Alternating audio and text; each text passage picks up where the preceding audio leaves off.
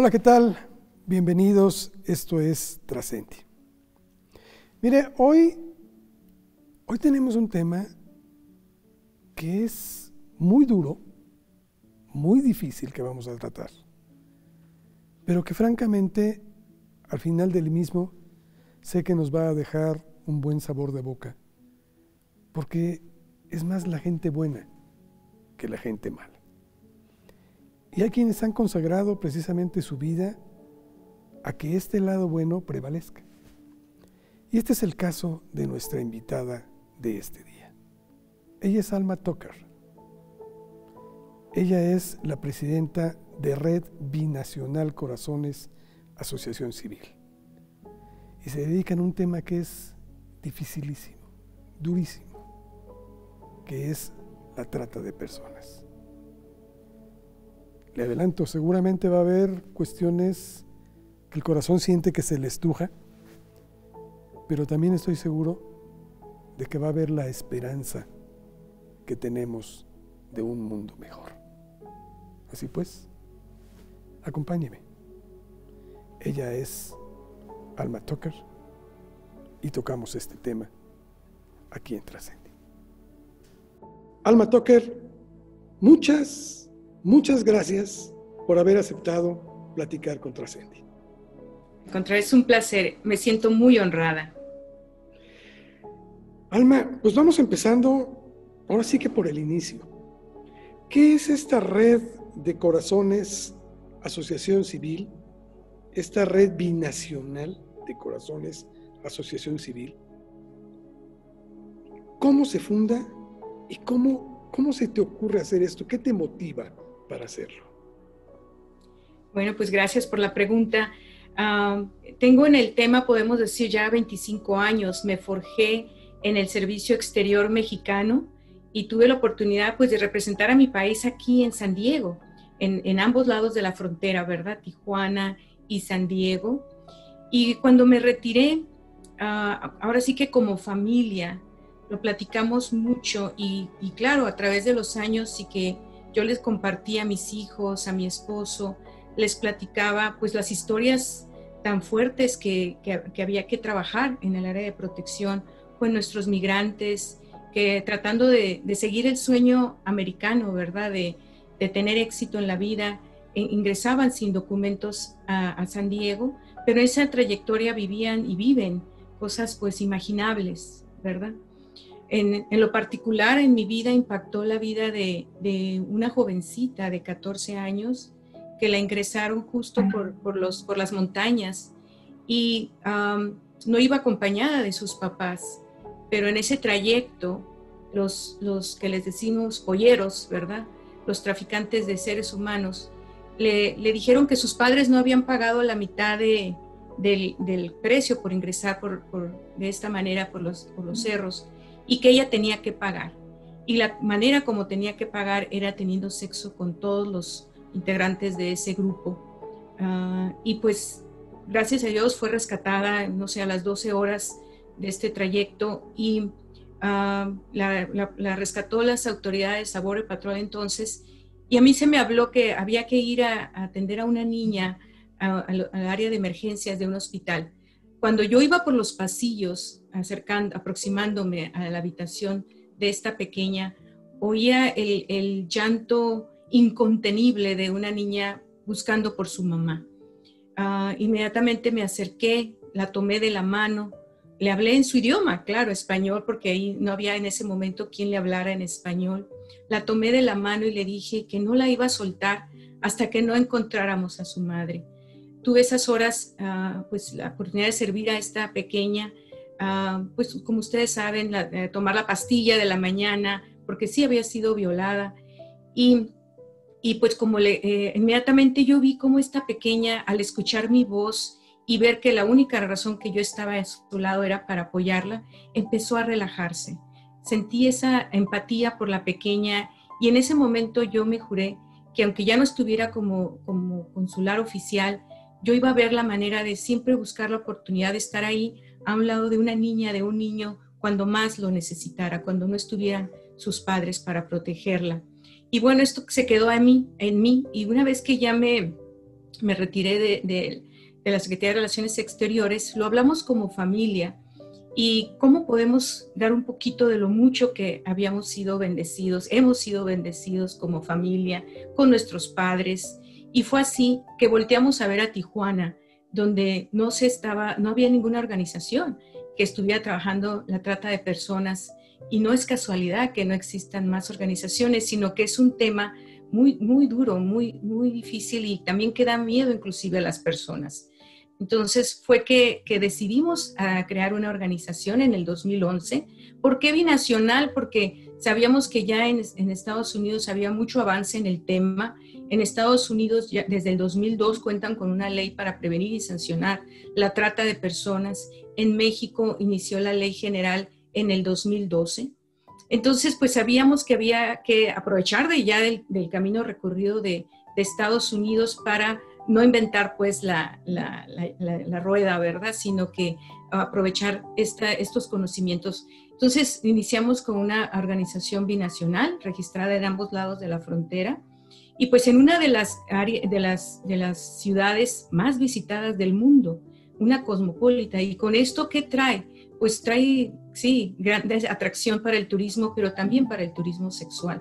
Pues iniciamos con la intención de crear mucha conciencia, hacer campañas, y poco a poco fuimos invitando a otras personas que se unieron a nuestra misión. Nuestra misión es la prevención, la atención de víctimas sobrevivientes de trata de personas, y más académicos y universidades, empresas se han unido por medio de convenios y claro, autoridades de ambos lados de la frontera que avalan nuestro trabajo. Entonces iniciamos la organización, te comentaba, en el 2011 y empezamos a ver que se empezaron a rescatar a niños, a niñas, a mujeres. Inclusive hicimos convenio con las Naciones Unidas con la campaña Corazón Azul, pero no había refugios. No había refugios e inclusive me llegaban a decir algunas instituciones, Alma, no me traigas a esas niñas aquí, porque la trata de personas tiene que ver con el crimen organizado y ponemos en riesgo al personal y a las otras víctimas que están aquí. Era difícil enfrentar esta situación de que, bueno, ya están rescatadas y ahora, ¿quién les va a dar servicios? Claro. Fue entonces que en el 2013 abrimos el primer centro de rehabilitación, un refugio para las niñas, un refugio digno que se llama la Casa del Jardín. Y no porque tengamos un gran jardín, sino que para nosotros representa cada una de las niñas una flor que hay que nutrir, hay que amar, hay que alimentar, hay que proteger para algún día reintegrarlas sanamente a la sociedad. Para ir dándole continuidad a esto que nos estás contando, para poder dimensionar un poco esta situación, este cáncer social que yo le llamo, en donde, bueno, pues nos damos cuenta que ya después del narcotráfico es el negocio más redituable para el crimen organizado, lo que es la trata de personas. ¿Cuáles son las estadísticas con que tú cuentas? Tú estuviste, me dices, en el Servicio Público Exterior mexicano. Conoces muy bien estas cifras. Vives en la frontera, supongo que eres oriunda de esa región o tienes muchos años viviendo en aquella región. ¿Cuáles son los datos duros que tú manejas en ese sentido? Claro que sí. Bueno, la Comisión Nacional de los Derechos Humanos, en sus diagnósticos que han elaborado, han reportado que hasta 50,000 víctimas han sido identificadas a nivel nacional, víctimas de la trata de personas. Y pues esas son unas cifras muy modestas, porque hay otras cifras que hablan que hasta 500,000. Las víctimas de trata de personas son víctimas invisibles. Nadie las ve, nadie sabe cuántas son. Si fuera una, sería suficiente para pues, ser activista y defender un ser humano, pero sabemos que no hay una cantidad exacta. Entonces, también hablando de la situación en la región, Baja California cuenta con una fiscalía especializada para atender y combatir la trata de personas y ellos reportan que desde el 2011 a la fecha han sido identificadas más de 300 víctimas. Un 50% son menores de edad, las demás son adultas, hombres y mujeres. Entonces, sabemos que hay muchísimas más por rescatar. Yo he estado presente en entrevistas a drotes, en sus centros de prisiones correccionales y demás, y he escuchado que aquí en Tijuana, que ellos operaban para traer víctimas del sur del país, para llevarlas a Estados Unidos, a Nueva York, a Las Vegas, y ellos me han dicho que todavía hay muchísimas jóvenes, adultas, hombres, mujeres, niñas, por rescatar, que son miles, pero sin embargo no es fácil identificarlas. Hay mucho por hacer todavía.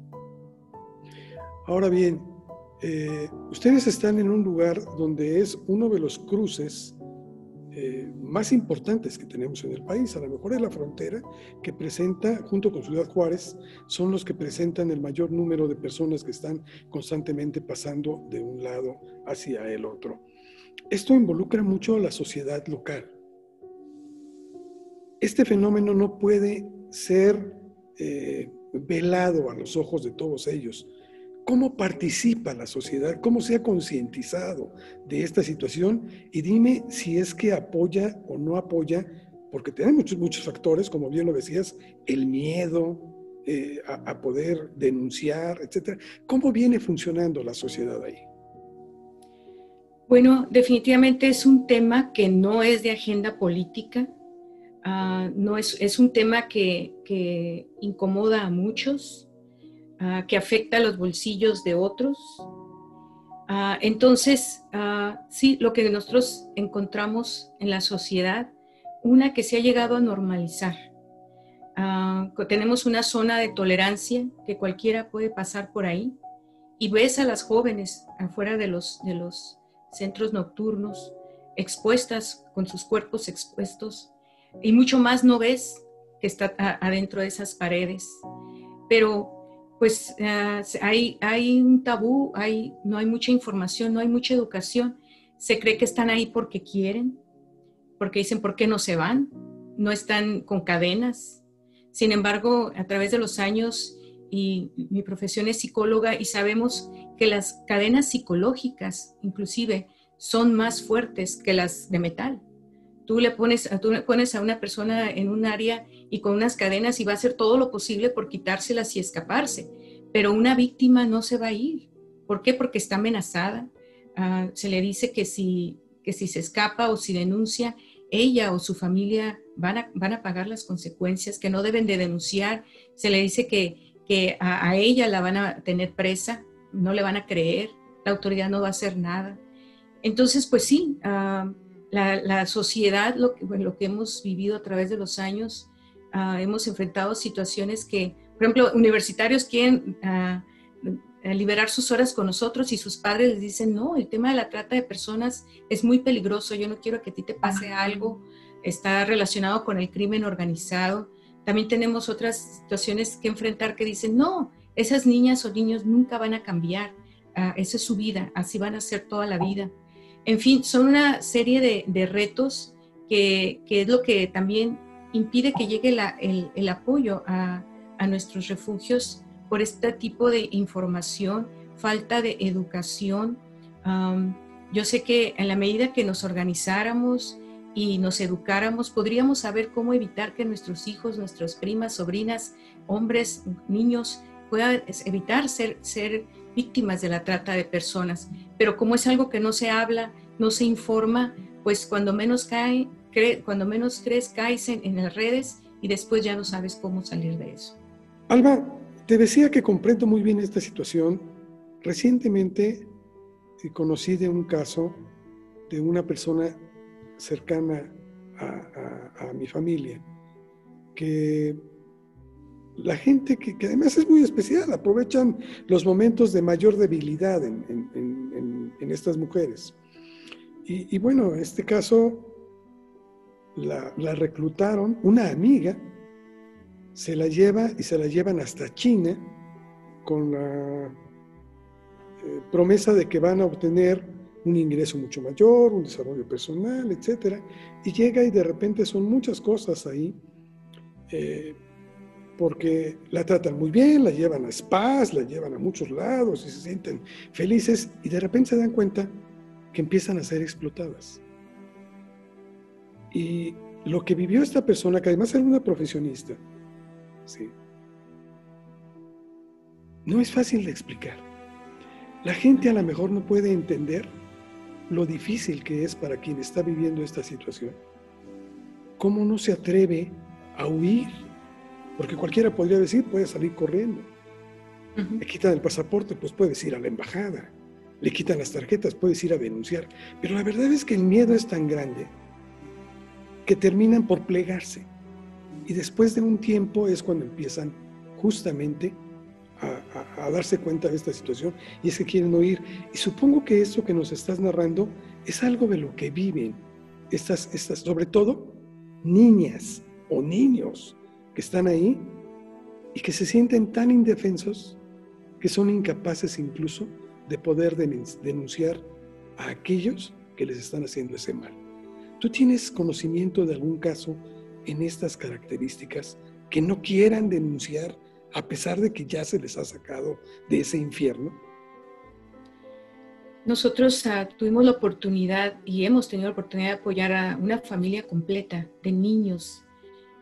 Ellos fueron identificados en un salón de clases por una maestra.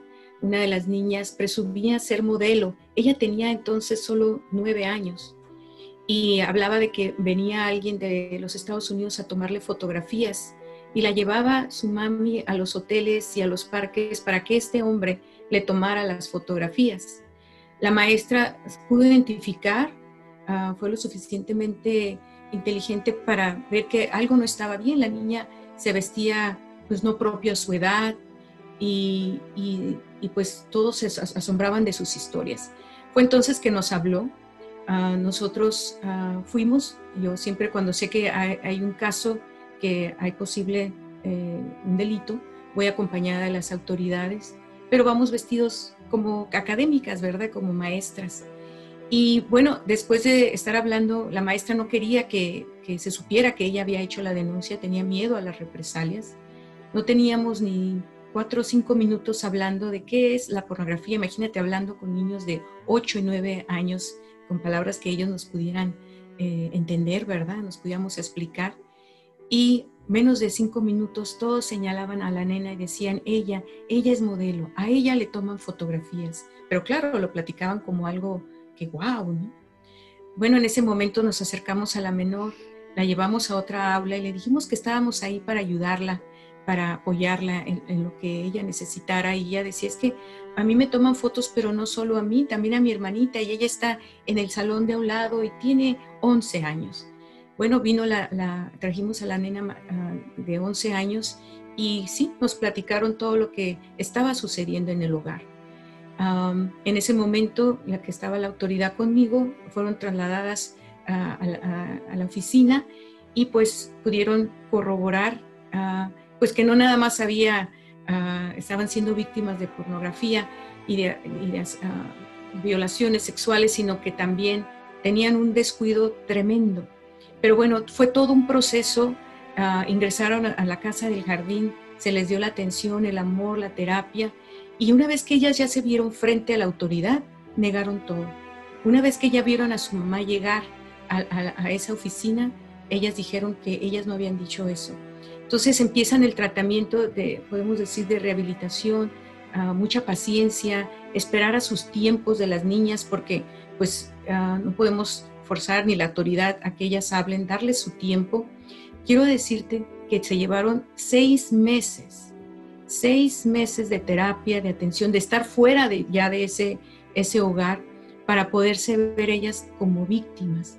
Recuerdo que la mayorcita, a raíz de que tuvo que ir a ver al médico, porque ella me dijo, Alma, necesito ver a un médico. Nosotros no cuestionamos, inmediatamente la mandamos a un pediatra y el pediatra le dijo, le encontró una infección, imagínense, 6 meses, no decía nada, decía que no había sucedido nada y traía una infección fuerte.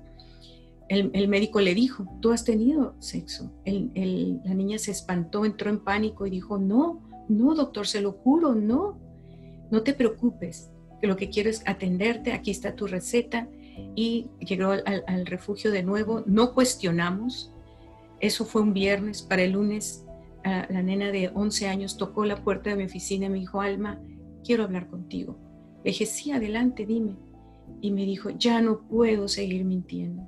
Sí, mi mami me llevaba a hoteles, a lugares donde me tomaban fotografías, donde un hombre nos violaba, pero yo tenía terror a hablar, porque yo pensé que era normal. Y mi mami me dijo que si yo denunciaba, ellos me iban a meter a mí a la cárcel. Entonces yo tenía miedo a hablar. Y hoy lo único que quiero es decirte esto para que me ayudes a rescatar a mi hermanito y a mis 2 hermanitas. Y yo me quedé, ¿tienes más familia? En esos 6 meses ellas no hablaban, no denunciaban. Me dijo, sí, y quiero que las rescates y que mi mami vaya a la cárcel, porque yo antes de llegar a esta casa, yo no sabía que tenía derechos. Yo creía que lo que yo vivía era normal. Aquí aprendí que no, que eso no era normal y que tengo derechos y quiero que me ayudes a rescatar a mis hermanos. Fue así como se pudo avanzar la investigación. Posteriormente se rescataron a 2 más de los miembros de esa familia, pero la mamá logró huir con la más pequeña de 3 años. Y a la fecha todos sufren porque saben que la más pequeña sigue viviendo lo que ellas sufrieron. ¿Y todo para qué? Para la mamá y el papá seguir consumiendo sus drogas. Para eso las explotaban. Entonces sí, hemos vivido ese y muchos casos más que efectivamente no denuncian, tienen miedo.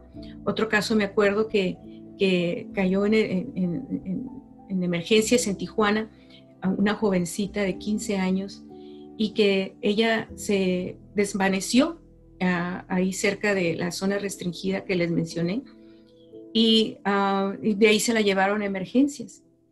Y ella comentaba que, bueno, primero no hablaba, pero el policía que le habló a la ambulancia la reconoció y le dijo, yo te veo que todos los días vas a esa zona restringida.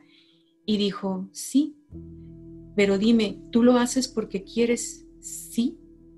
Él le dijo, no, aquí estás sin peligro, aquí nadie te va a hacer daño, dime la verdad. En ese momento que le dice eso el policía, ella se desvanece y le dice, no estoy por mi voluntad, me tienen obligada, amenazada, pero tenía miedo a denunciar, porque siempre que yo iba a esa hora, yo inclusive veía a los policías en las esquinas, pero veía que eran amigos de mis padrotes y los padrotes me están cuidando en las esquinas y no podía denunciar, no tenía temor. Entonces, pues sí, pareciera que están libres, pero no están libres. Alguien las está cuidando y tienen mucho miedo. Realmente son historias muy, muy dolorosas. Yo hace un momento te comentaba cuando empezábamos la entrevista que me gustaba mucho tu jovialidad, tu sonrisa, porque da confianza y da esperanza, sobre todo. Y creo que eso mismo es lo que transmites tú hacia estas personas, porque necesitan mucho amor, necesitan mucho apego y mucha confianza en aquel que les tiende la mano, porque lamentablemente en muchas ocasiones aparentemente se las extienden y es solamente para dañarlas más. Y esta situación, creo que con Corazones, la asociación que tú representas, se ha logrado logros muy importantes. Así es. Hablabas tú hace un momento del turismo sexual, que lamentablemente en nuestro país, y tú lo sabes, es uno de los principales en este aspecto. No solo es Cancún, Acapulco, cualquier playa, sino también la frontera. Y tu organismo es binacional, o sea, tienen colaboración con Estados Unidos y México. ¿Cómo vienen organizándose con ellos para poder tratar de poner un freno a este tipo de turismo sexual, a estas acciones que se dan de contrabando, de trata de personas? Efectivamente, pues es una frontera que inclusive, pues como saben, Tijuana ha tenido una reputación no necesariamente favorable. Quiero decirles que la comunidad de Tijuana, las personas de su sociedad, son personas luchadoras que nos distinguimos en esta región por sus restaurantes de alta calidad, los viñedos, los hoteles, sus playas, o sea, tiene muchísimas, ahora sí que atributos, también maquiladoras, da mucho trabajo, es una región que ofrece mucho, pero también sí, el turismo sexual voltea y ve a Tijuana, un poquito podemos compararlo como Las Vegas, ¿verdad? Porque vienen a Tijuana y nadie sabe, nadie supo, y lo que dice en Tijuana se queda en Tijuana. Entonces, hemos luchado contra situaciones, por ejemplo, en el 2014, entonces las autoridades municipales querían promover una campaña de Tijuana Coqueta y atraer al turismo sexual. Y la sociedad se indignó, y se indignó porque dijo, hemos trabajado tanto para cambiar esa imagen, ¿cómo es posible que quieran promover ese tipo de campaña cuando no hay protocolos de respuesta para defender a nuestros niños, a nuestras mujeres? Ahora sí que cualquiera que va caminando por las calles ya es una coqueta, ¿no es verdad? Entonces la sociedad se indignó, se detuvo esa campaña, pero sí trajo ciertas situaciones. Recuerdo que hubo un caso muy fuerte en esta región de un estudiante seminarista que, escuchando todo este movimiento de Tijuana Coqueta, él hizo contacto con un sujeto de Craigslist, de esta página en el internet, y esta persona en Tijuana se dedicaba a traer a personas y ofrecerles mujeres para tener sexo. Y bueno, estaban en comunicación con este seminarista y llegó el punto, cuando tuvo la confianza, de pedirle niñas, niños y pequeños, 1 o 3 años, que quería él que se las consiguiera para tener sexo. Cuando preguntas de la colaboración binacional, en ese momento este sujeto se indigna tanto que va al consulado americano a Tijuana y reporta a este sujeto, este seminarista de Utah. Y el agente de ICE le dice, ¿te atreverías a darme tu password, toda tu información para poder continuar con esta conversación? Y le dice, sí. Entonces el agente de manera encubierta continuó con las comunicaciones con este seminarista por meses. Uno cree que es como la televisión, ¿verdad? Que todo pasa rápido, ¿no? Son investigaciones que llevan mucho tiempo. Y cuando por fin logra que la confianza, le dice, ya te tengo a los niños, una niña de 3, otra de 2, otra bebé, creo que quería.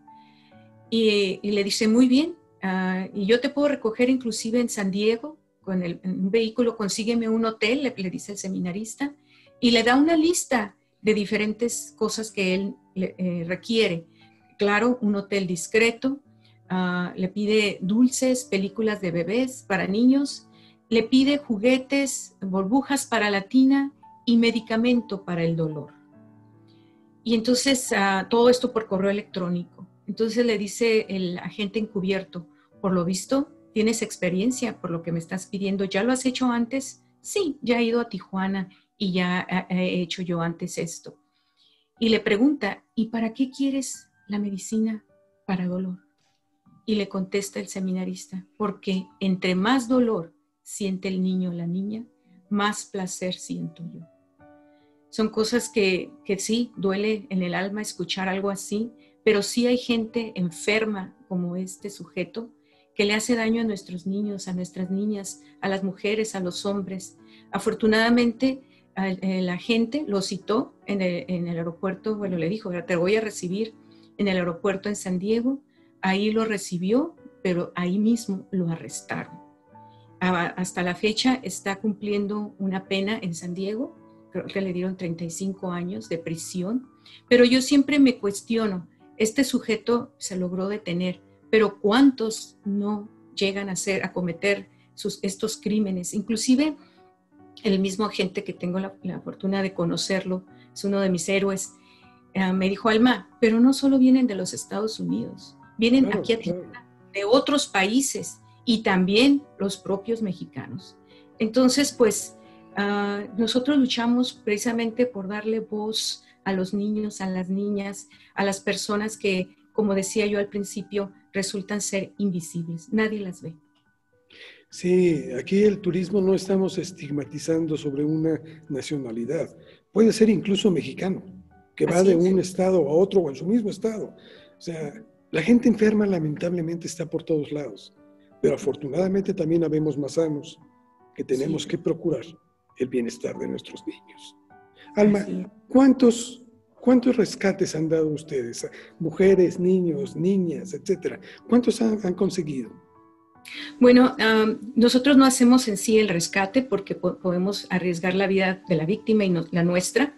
Lo que nosotros hacemos, bueno, ya a estos años ya de trabajar en la región, nos conoce la comunidad y la comunidad nos hace reportes a nosotros y en algunas situaciones ellos no quieren hacer la denuncia por temor a las represalias, por miedo. Y yo tengo convenio con las autoridades, tanto de Estados Unidos como de México, de que puedo hacer los reportes y no tengo que decir quién lo hizo, las denuncias anónimas. Entonces, cuando la comunidad nos hace algún reporte, nosotros se lo pasamos a la autoridad investiga, en su caso rescata y entonces ya, si son menores, entran al sistema DIF y si son adultos, con la Fiscalía contra la Trata de Personas y luego nosotros somos quien brindamos los servicios de atención en la Casa del Jardín. Quiero decirte que desde que inició en la Casa del Jardín 2013 a la fecha, ya hemos atendido a más de 100 víctimas. Y para nosotros tan importantes son las que ya han sido explotadas, han pasado por este tipo de situaciones como las que están de alto riesgo. A veces las niñas, los niños están siendo violados dentro del propio hogar, por un padrastro, por un papá, por un hermano o la madre los tiene en riesgo, las tiene o los tiene. Entonces, ellas huyen, salen de las casas y es en cuestión de horas que pueden caer en las garras de la trata de personas. Entonces, también jóvenes en alto riesgo, también los atendemos. De veras que oírte es estrujarse el alma, o sea, el corazón se arruga, pero se hace grande cuando se ve que hay gente que está preocupada como ustedes para tratar de rescatar a todas estas personas. Ahora, no solo hay trata de personas con fines sexuales, también los hay en muchos otros sentidos y tú lo has externado en otras entrevistas. También hay para extracción de órganos, también hay para esclavitud, para trabajos forzados, etc. ¿De estos llegan a ustedes también este tipo de casos y conocen de algunos? Sí, lo que es la trata laboral, es muy común que parientes hablan con sus familiares en el sur y les ofrecen mejor vida, oportunidades a los sobrinos, a las hermanitas y se las traen aquí a la frontera y la familia les confía, ¿verdad? Sí, sí, qué bueno que le vas a dar oportunidades, pero tenemos casos que han llegado aquí y las utilizan o los utilizan para el cuidado de sus niños más pequeños, no les dan las oportunidades que les prometieron, las ponen a trabajar o a cuidar de sus hijos, no las mandan a la escuela, no les pagan por este tipo de apoyo, entonces pues los explotan laboralmente. También la otra trata laboral que es muy común es en regiones como San Quintín, Ensenada, en ranchos, donde también vienen de otras partes del interior con promesas de oportunidades de trabajo, pero pues hemos visto cómo viven en situaciones muy que dan pena, pues, de cómo las tienen trabajando. Pero volvemos a lo mismo, se llega a normalizar, ¿verdad? Y como muchos de ellos viven en situaciones peores en el interior del país, pues aceptan y ya estando acá y pagaron por su transporte, también lo aceptan. Entonces, mendicidad es algo que también se da mucho. También situaciones que son falsas adopciones, ¿verdad? Y que no realmente les quieren dar un hogar, pero puedo decirte que la más común sí es y la más detectable es la explotación sexual. Y porque pues de ahí vienen pues enfermedades, ¿verdad? Vienen enfermedades venéreas, embarazos no deseados, entonces es más fácil identificarla y sobre todo porque las niñas, las mujeres finalmente hablan o se nota en golpes o en embarazos, como mencioné.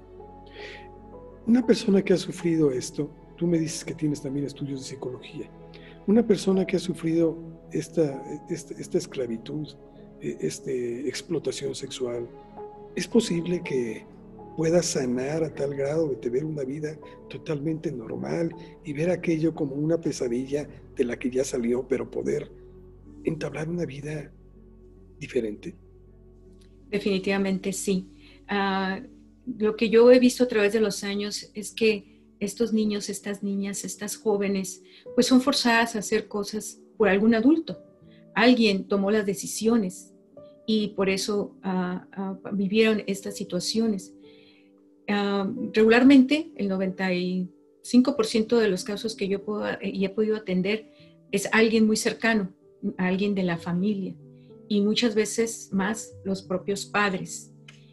Yo creo que no hay un dolor más grande que un propio padre viole a una niña o la venda, el ser que te dio la vida, ¿verdad? No puedo pensar en otro dolor más fuerte que este, en alguien que tú confiabas 100%, que esperabas pues todo. Entonces, sí son daños, son heridas muy difíciles de sanar. Quiero decirte que algunas de las niñas me dicen que ya los golpes o inclusive las violaciones pues ya sanaron, pero el corazón sigue con ese sufrimiento, con ese dolor. Entonces nosotros en la Casa del Jardín les ofrecemos terapia individual, terapia grupal. En algunos casos necesitan atención psiquiátrica, medicamentos por el tipo de daño que recibieron. Encontramos situaciones en ellas que se representan en el cutting, ¿verdad? Se cortan ellos. También pensamientos suicidas que hay que atender inmediatamente. Entonces es todo un proceso y está comprobado psicológicamente si una persona ha sido lastimada, dañada por 5 o 6 años, a veces requiere del mismo número de años. Y claro que va a sanar si cuenta con la terapia, con el tratamiento necesario.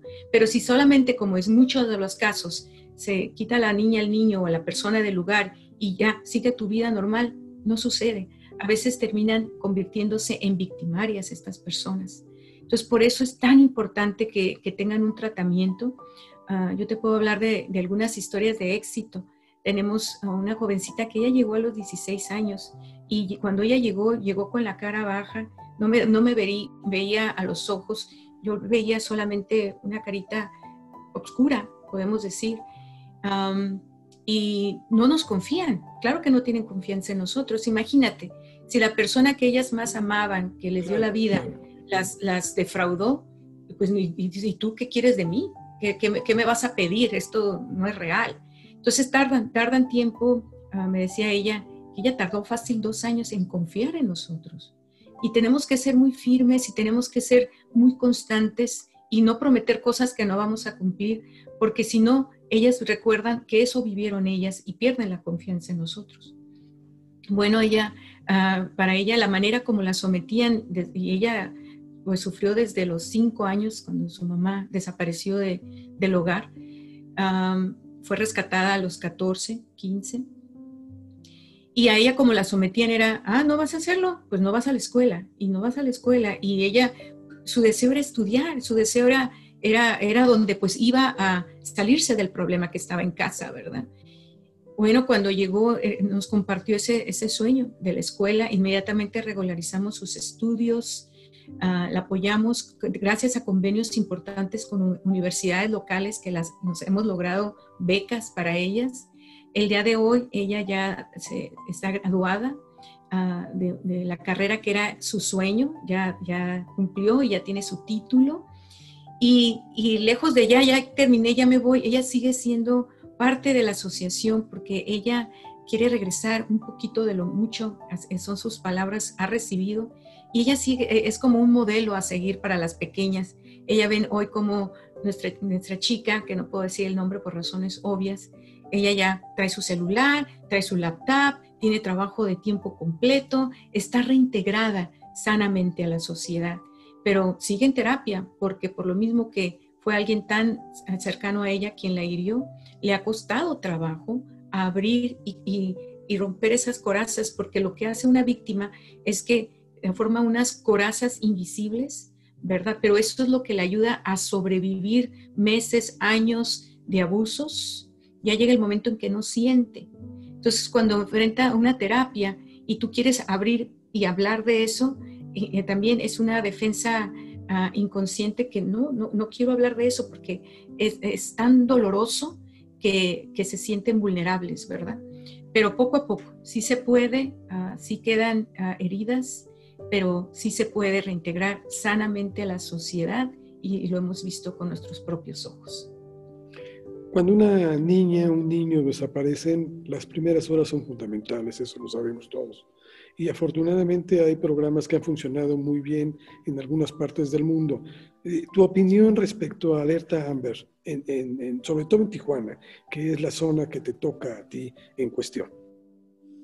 El programa Amber Alert es excelente. He trabajado muy cerca con este programa y le confío.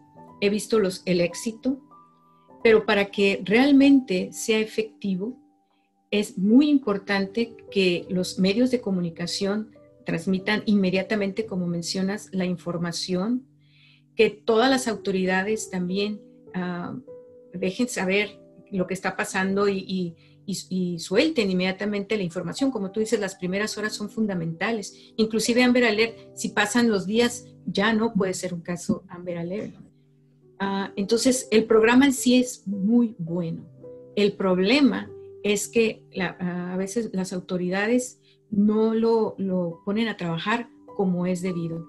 Llega el momento en que, bueno, ahí está ya por fin, ya la imagen, ya está la información, pero se la dejan a la agencia de desaparecidos y ahí quedó.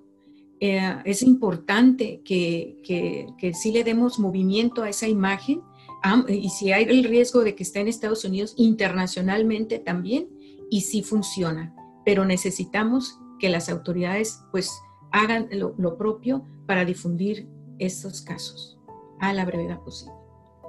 Conozco casos de algunos luchadores sociales que hacen labores parecidas a la que tú estás emprendiendo.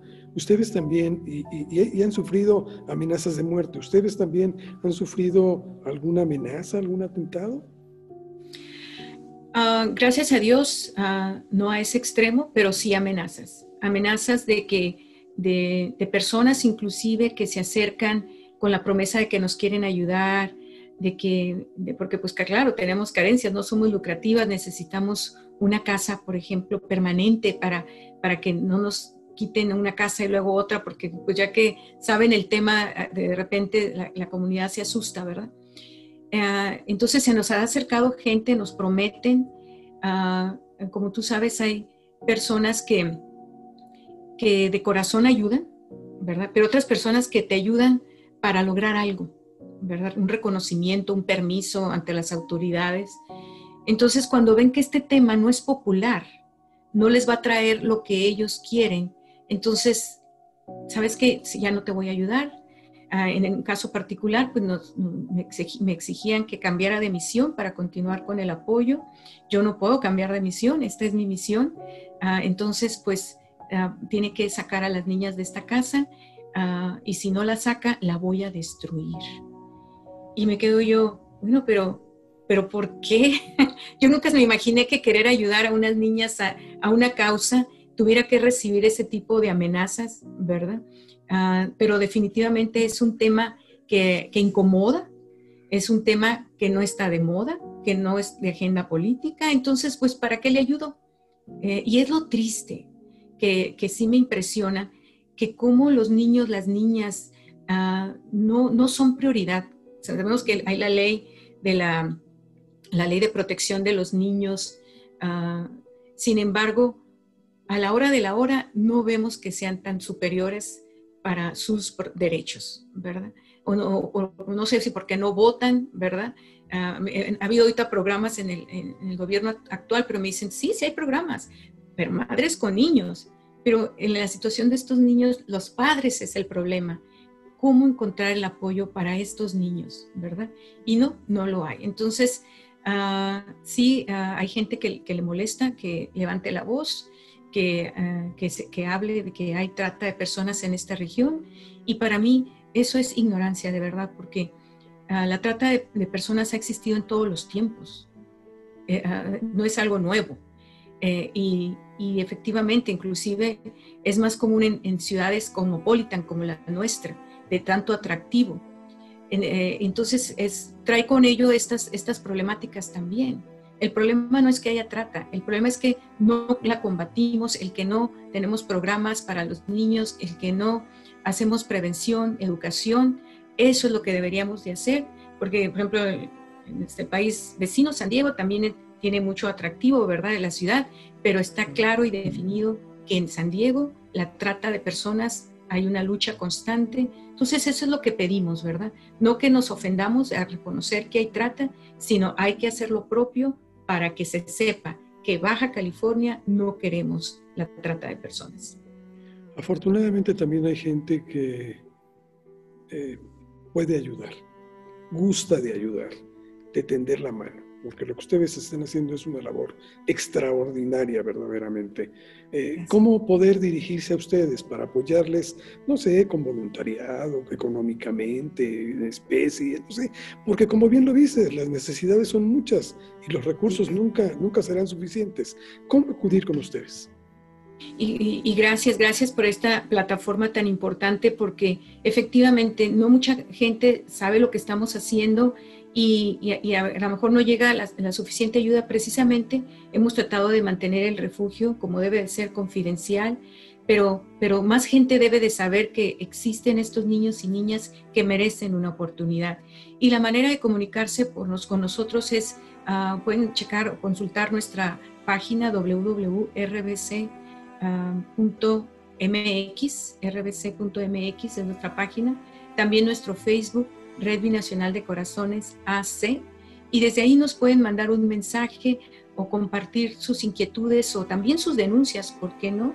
Y pues ahora sí que siempre lo que yo digo, somos más los buenos que los malos. Sin embargo, los malos se organizan, hasta les dicen crimen organizado, y las personas buenas a veces se quedan solo con la intención, pero no lo hacen. Entonces, yo los conmino a que sí, que se unan a Red Binacional de Corazones y nos manden un mensajito y vemos cómo pueden apoyar. Alma, me quedan muy pocos minutos, pero quiero aprovecharlos. Ustedes ayudan a la parte más sensible de la sociedad y creo que me va a interesar mucho el conocer precisamente para ti qué significa la palabra trascender. Bueno, muy importante esta pregunta y muy personal, precisamente porque a veces como seres humanos nos quedamos en nuestra caja de confort, ¿verdad? Y sabemos que el hacer algo como lo que hacemos en Red Binacional de Corazones, como lo estoy haciendo como activista, es poner a los demás a veces, inclusive primero antes que a uno mismo. Es sentir empatía por las personas que más lo necesitan y dar el más.